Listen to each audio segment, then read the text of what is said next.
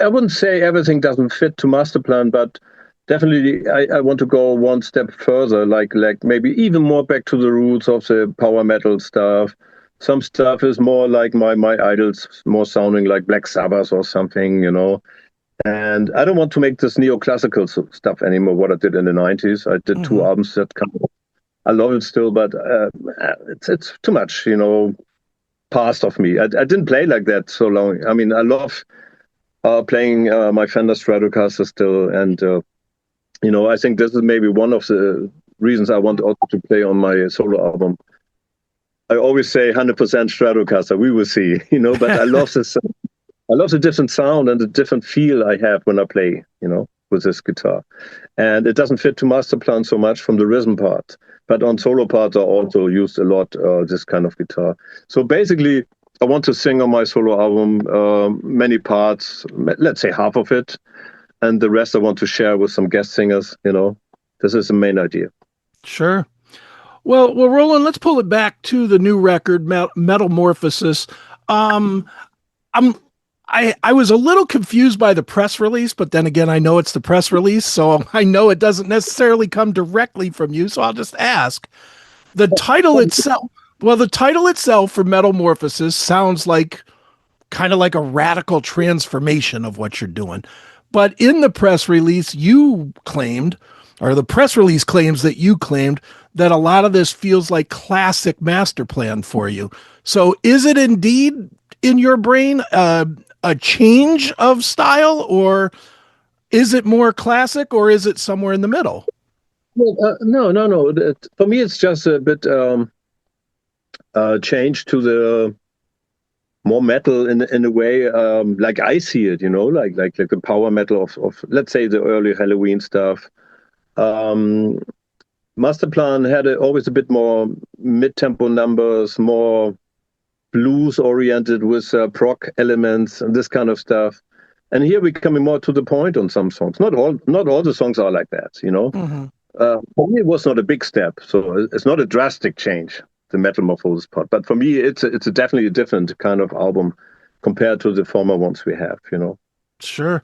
When you're working on this material, and you've obviously played some shows, how does it fit to next to the classic stuff? It's still fresh for us because we had on the tour we finished I think 2 or 3 weeks ago. We played three new songs. Okay. There was Chase the Light, Through the Storm because this was a videos we had out already. But then on a surprise part, we wanted to have one song which we all like a lot, which is I would say more master planish. It's Shadow Man. So people will hear it firstly when the album comes out. And we love the song, but we played it I think seven shows already, and next week as well in Sweden. Excellent. Yeah, let's dig into those songs. Obviously, Chase the Light is a single that's out there. Definitely a darker song for you, aggressive song. Talk a little bit about that song and, why is it so much darker and aggressive than maybe some of the past material? I think we're still like the same kind of persons, and the mentality is the same. If you see the lyrics side, you know, we always like to point some problems in the world, but on the end, on the chorus side, I want always to be positive. You know, we're definitely not a negative band, Sure. but Chase the Light definitely is a surprise song. You know, maybe it's also a result because I was recording and listening a lot of thrash metal bands and other genres. You know, I'm not really into power metal listening. Okay. I'm the guy who hates it. I'm the creator.